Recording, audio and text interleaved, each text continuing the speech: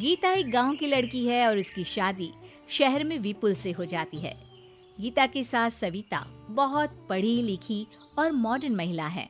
शादी के कुछ दिन बाद गीता, तुम आज शाम को तैयार रहना, हम डिनर बाहर ही करेंगे। इसकी क्या जरूरत है जी, मैं घर पर ही खीर पूरी बना लूंगी। अरे नहीं नहीं, खीर पूरी वाला डिनर नहीं, हम कुछ साउथ इंडियन और चाइनीज खाएंगे। ठीक है, मैं तैयार होकर आपसे मिलूंगी। विपुल अपने ऑफिस चला जाता है। अरे बाप रे, ये क्या खाना होता है?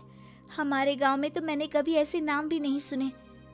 चलो शाम को जाकर देख लूंगी। शाम को विपुल आता है और गीता विपुल के सामने आकर खड़ी हो जाती है। देखो जी, आपके आने से पहले ही मैं तैयार होकर बैठी हूँ। अरे ऐसे कौन तैयार होता है?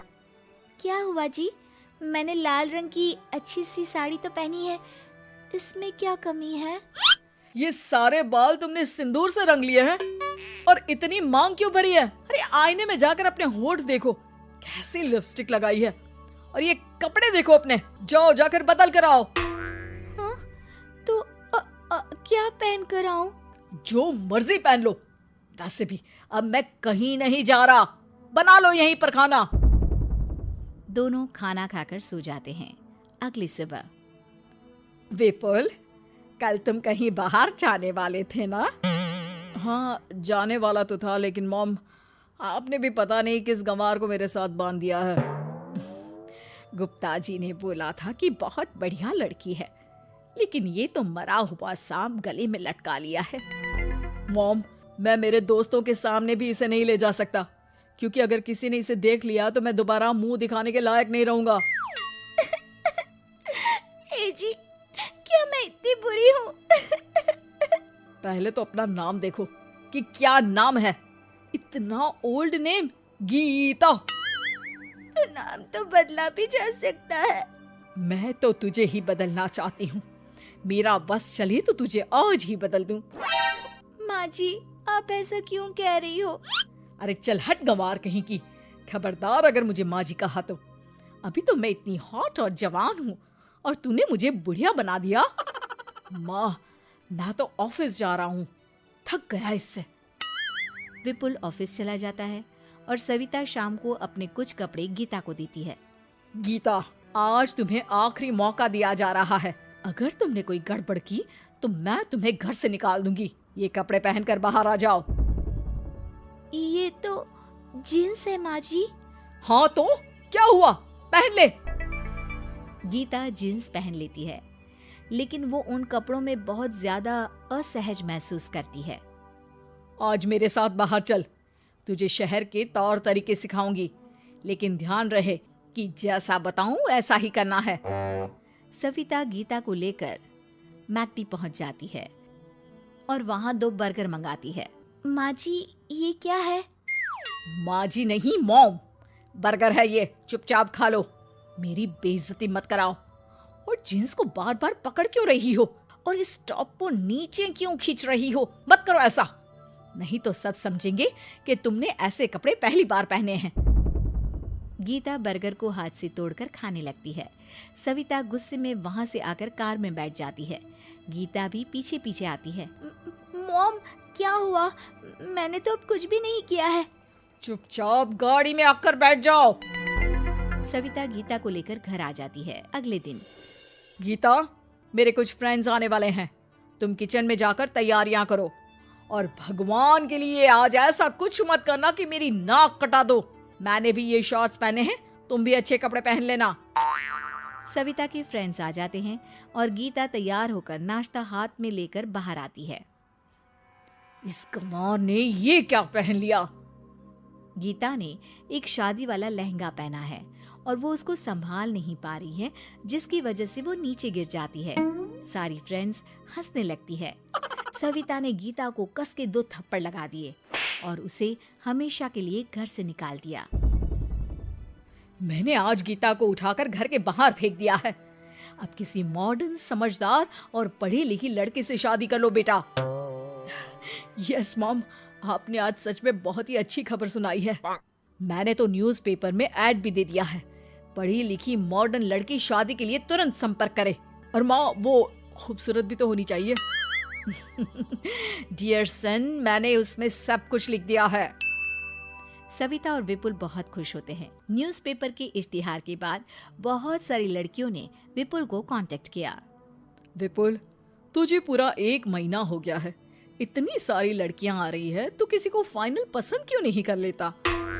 मॉम, मैं कुछ बेहतर की तलाश में हूँ। वैसे आप फिक्र ना करो, आज भी एक लड़की मुझसे मिलने आने वाली है। अगर पसंद आ गई तो मैं उसे घर ले आऊंगा। विपुल लड़की से मिलने चला जाता है। कैफे में विपुल जाकर बैठ जाता है और देखता है कि बहुत ही खूबसूरत लड़की नैना सामने से आ रही है। हेलो। हाय, माई सेल्फ नैना। दोनों खूब सारी बातें करते हैं और विपुल को नैना पसंद आ जाती है। वो उसे घर लेकर आ जाता है। मॉम, जल्दी बाहर आओ। देखो तो, मैं तुम्हारे लिए एक मॉडर्न बहू ले आया हूँ, जो बहू कम आपकी फ्रेंड ज्यादा रहेगी। अरे वाह, तो फाइनली तुझे लड़की पसंद आ ही गई। हाँ मॉम, पसंद क्यों नहीं आती? पढ़ी लिखी है, मॉडर्न है, बाहर घूमने में परफेक्ट है और ड्रेसअप का सलीका भी पता है उसे। तो फिर शादी की तैयारियां शुरू की जाए। ओहो मॉम, मुझे वो सब नहीं करना है। बैंड बाजे एंड ऑल। कोर्ट में चलकर कोर्ट मैरिज कर लेते हैं ना। ठीक है डियर, मुझे कोई प्रॉब्लम नहीं है। सविता कोर्ट में ले जाकर विपुल और नैना की शादी करा देती है। शादी के कुछ दिन बाद मैं तो बहुत खुश हूँ। मेरे सारे फ्रेंड बहुत तारीफ करते हैं कि वाइफ बहुत ज्यादा मॉडर्न है। ऐसा लगता है जैसे फॉरेन से आई हो। सिर्फ ये मॉडर्न है, लेकिन इसे कुछ भी काम नहीं आता बेटा। घर का सारा काम मैं करती हूँ, खाना भी मैं बनाती हूँ। ये तो बस मेकअप में ही लगी रहती है। मॉम, आप मेरी नैना के लिए कुछ भी मत बोलिए। अगर उसे खाना बनाना नहीं आता तो क्या हुआ, फोन चलाना तो आता है। वो स्विगी जोमेटो से खाना ऑर्डर करके भी तो मंगा सकती है। अभी तो बहू को आए 4 दिन भी नहीं हुए हैं और तू है कि उस माता जी के गुणगान गा रहा है, जैसे कि मैं तो कुछ हूं ही नहीं। तभी नैना वहां आ जाती है। मुझे आज अपने घर जाना है। तो मैं तुम्हारे साथ चलूं क्या?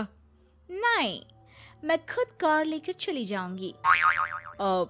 नैना बेटा, मैं सोच रही थी कि हम भी तुम्हारे पेरेंट्स से मिल लेते हैं, क्योंकि आज तक हम मिले ही नहीं हैं।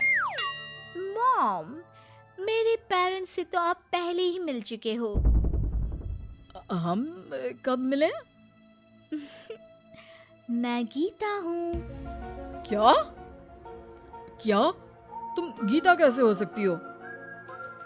जब माँ ने मुझे इस घर से बाहर निकाल दिया था, तो मैंने अपनी सारी सेविंग्स को खुद की लर्निंग और मेकओवर पर खर्च कर दी और वापस इस घर में आ गई। आज मेरी आंखें शर्म से झुक रही है। मुझे माफ कर दो। मुझे तुम्हारे साथ वो व्यवहार नहीं करना चाहिए था। मुझे भी माफ कर दो बेटा।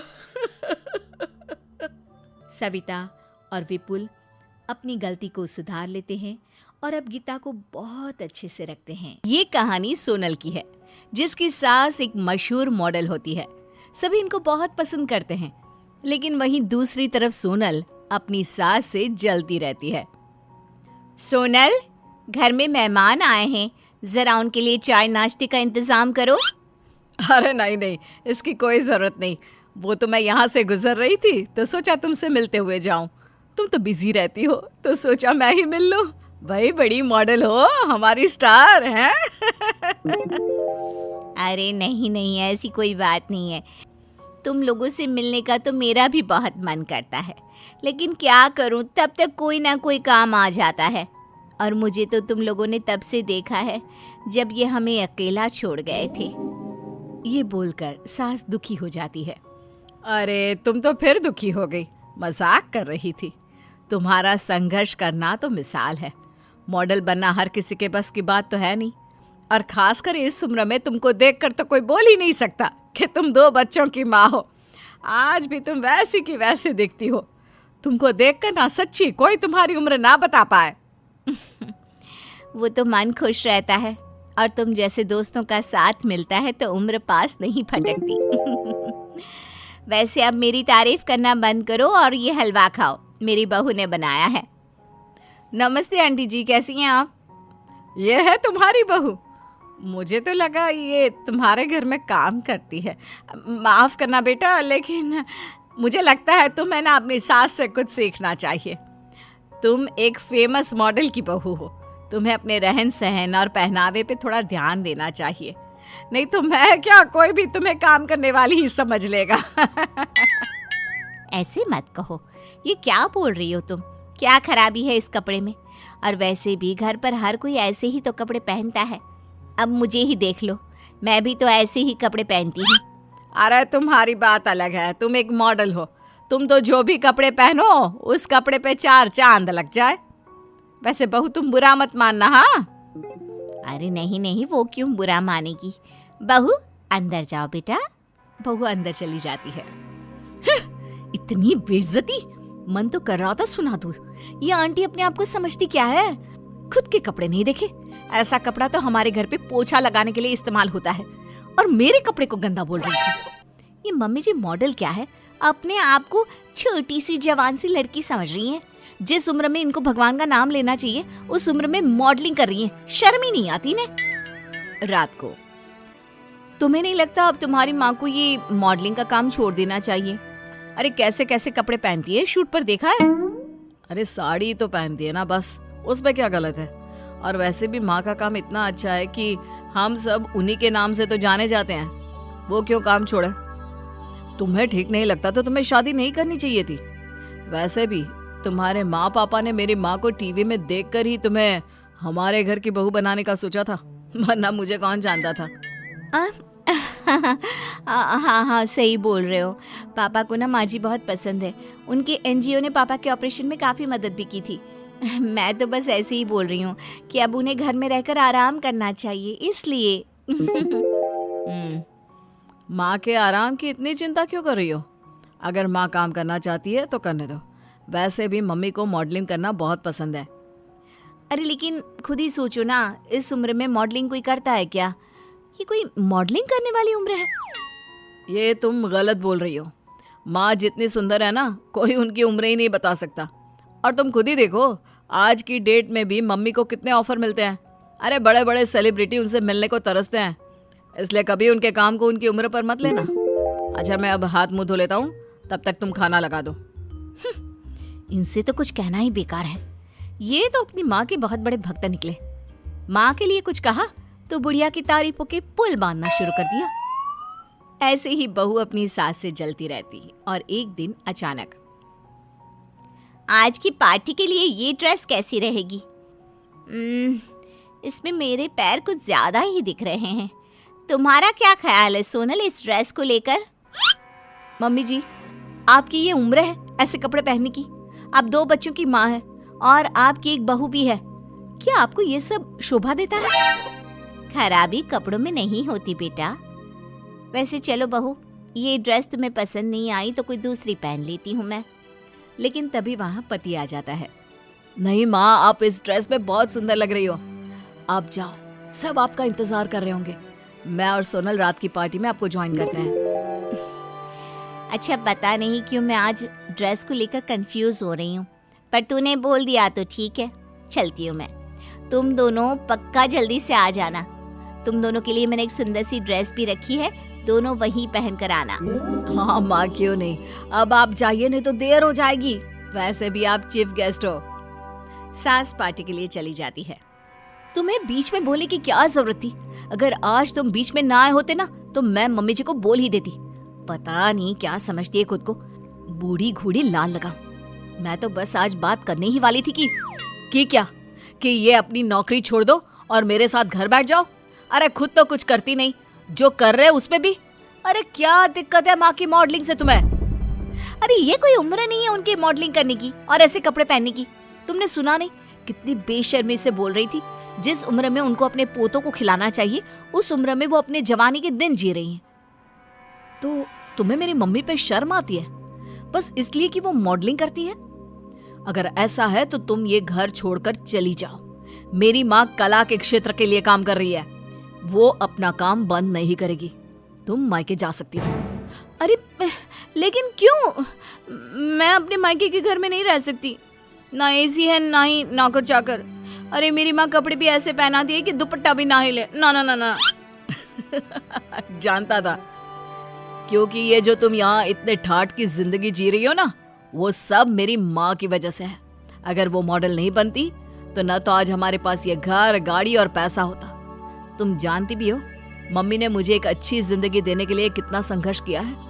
पापा के जाने के बाद बहुत लोगों ने माँ को दूसरी शादी के लिए कहा कि वो अकेले मुझे ये सब नहीं दे सकती जो एक पिता मुझे दे सकते हैं। लेकिन मेरी माँ ने हार नहीं मानी, मेहनत करती रही, मुझे हर वो सुख सुविधा दी जो शायद मेरे मम्मी पापा भी होते तो नहीं दे सकते थे। तभी वहाँ पड़ोसन आ जाती है।